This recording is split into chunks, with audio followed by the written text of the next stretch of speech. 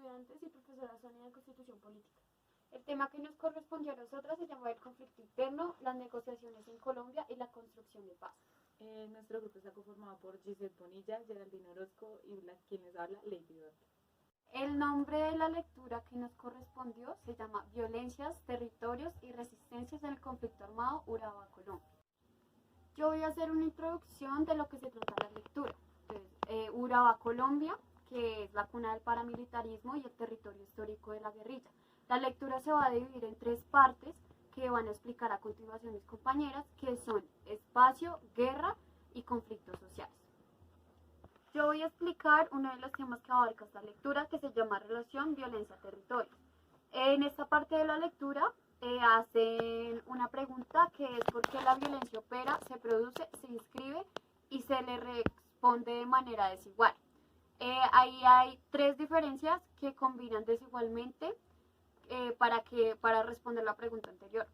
La primera es el carácter pluriétnico y multicultural que hace que cada etnia y cultura establezca su relación con el territorio. Para los que no saben qué es pluriétnico, tiene como característica diversas etnias, por así decirlo. El segundo es la heterogeneidad de territorialidades que aún estando en la misma región están implicados en las dinámicas de guerra. Para los que no sepan qué es heterogeneidad, es como una mezcla de varios elementos.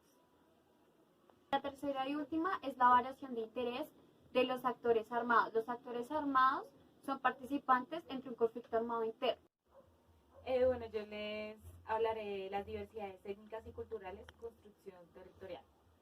Esto más que todo se inicia por la desigualdad que había en las culturas étnicas, los indígenas. Las etnias indígenas se representan el 3,4% de la población nacional, se reparten en su mayoría en la zona rural de Colombia, mayor presencia en los departamentos del Cauca, Nariño, La Guajira, Putumayo y Amazonas. Los grupos indígenas en Urabá que tenían expansión en las etnias Embera, Tulé, Guanaír, a ellos se les sumó los libertados, que una vez se suspendió, digamos, ya el esclavismo, y con esto se acabó la esclavitud en 1851. Los mestizos, que son procedentes de las sabanas de Córdoba y entraron como trabajadores de una compañía extractora de madera en el siglo XIX. A principios del siglo XX entraron como complejos luego de ser desalojados de sus tierras en Córdoba. El siguiente tema es la instalación de la insurgencia. Este habla de las FARC y el EPL cuando llegan en la década de los 60. La guerrilla aprovecha para implementar su filosofía a los campesinos para llevárselos, para reclutarlos, para organizarlos. En los años 80, a medida de que el país iba evolucionando, las guerrillas igual. Los paramilitares consideraban que los campesinos de esta zona de la frontera apoyaban a la guerrilla, así que consideraron volverlo blanco militar. Yo voy a explicar los conflictos sociales y el conflicto armado. Esta parte de la lectura comienza haciendo una relación entre el conflicto armado por tierra, por trabajo y la protesta urbana. Estas luchas fueron importantes ya que gracias a estos algunos migrantes que se encontraban en esa zona pudieron volverse campesinos en lucha por tierra. Algunos obreros agrícolas en búsqueda de garantías laborales y en habitantes urbanos reivindicando su derecho a la ciudad. Esto también fue importante ya que gracias a esto emergieron nuevos grupos sociales y sujetos políticos que tuvieron que ver con la configuración regional. El siguiente punto es las movilizaciones campesinas por la tierra. A comienzos del siglo XX se encuentran inicialmente las primeras organizaciones de campesinos para defender sus derechos en torno a unas manifestaciones que se daban y su independencia como sujeto social y productivo. Desde la década de 1920, los campesinos exigían no ser una fuerza de trabajo sumisa, pedían trabajar para beneficio propio y tener dominio de la tierra que trabajaban.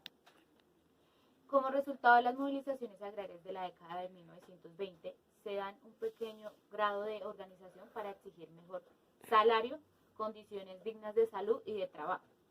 En 1928 se había consolidado organizaciones como el Partido Agrario Nacional, la Unión Nacional Izquierdista, Revolucionaria y el Partido Socialista Revolucionario. Después de eso se da el desmantelamiento de la reforma agraria. Nacen las primeras guerrillas de la autodefensa con una orientación comunista. También se inicia el proceso de colonización armada que dio bases al movimiento agrarista y al que nacieran Fuerzas Armadas Revolucionarias. La ANU, que sus siglas significan Asociación Nacional de Usuarios Campesinos de Colombia, fue fundada durante el gobierno de Carlos Lleras. Nace como una iniciativa para representar de alguna u otra manera a los campesinos que estaban peleando por sus derechos. El movimiento campesino se sintió con fuerza debido a este programa que se creó por el primer paro cívico que fue fuerte, o sea que fue un paro muy fuerte, que fue en 1977. Luego, después de esto, se creó la Asociación Nacional de Mujeres Campesinas y Negras e Indígenas. En 1984 se impulsó la ANMUSI, que sus siglas significan Organización Gremial del Género. Se creó para representar a las mujeres campesinas, las mujeres indígenas y las mujeres negras.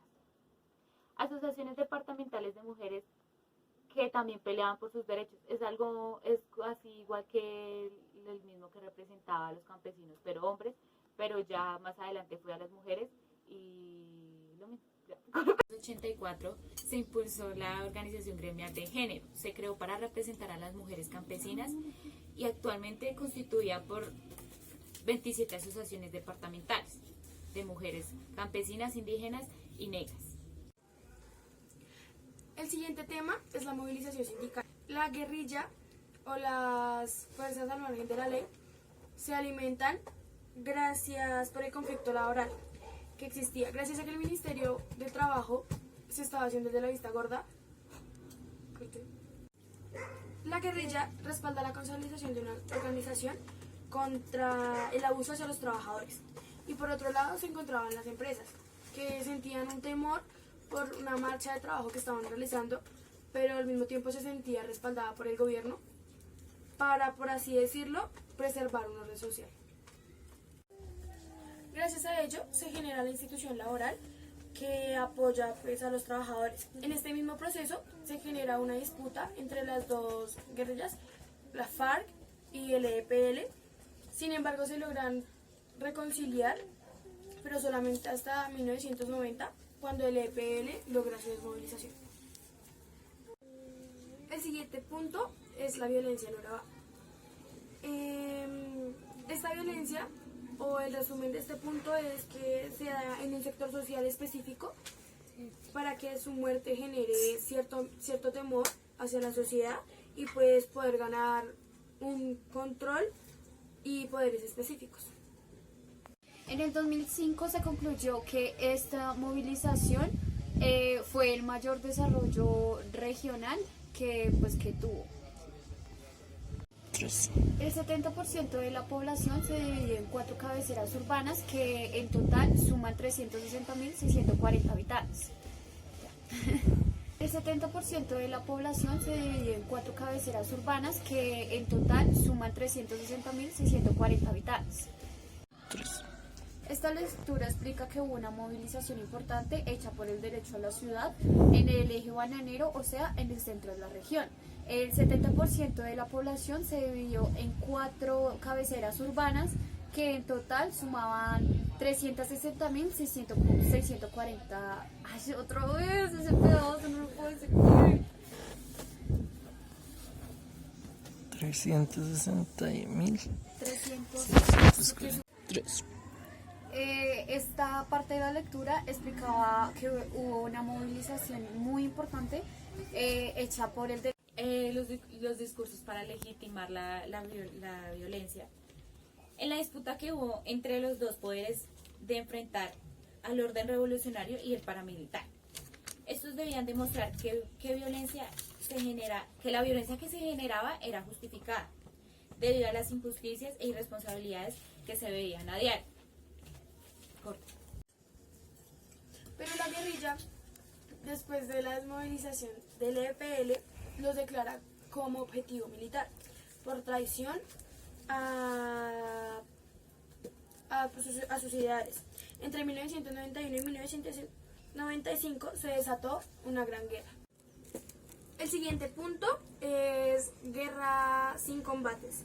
El conflicto armado en Urabá se caracterizaba por ser una guerra en contra de la población civil, dándose los desplazamientos y los reclutamientos. Esta lectura explica que hubo una movilización importante hecha por el derecho a la ciudad en el eje bananero, o sea, en el centro de la región. El 70% de la población se dividió en 4 cabeceras urbanas que en total suman 360.640 habitantes.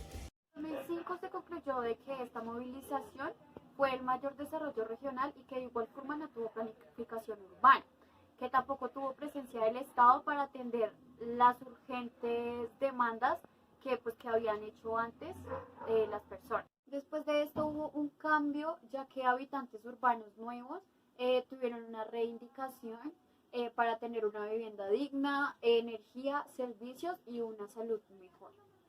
Este tema se llama temporalidades e intensidad de la violencia. Pues aquí se muestra un gráfico que indica la variación de la intensidad de la violencia. Pues se separa en 4 intensidades, por así decirlo. Pero es el dominio territorial de la insurgencia a muerte de guerrillas, FARC, EPL, hasta la desmovilización de la última, que fue en el año de 1998. El segundo son muertes a desmovilizados. Esto se dio hasta aproximadamente el año de 1995. Y la disputa por el dominio territorial entre guerrillas y paramilitares, que esto fue desde 1992 hasta 1992. El tercero fue el dominio paramilitar y el arrinconamiento de las FARC, que fue desde 1999 hasta el 2003.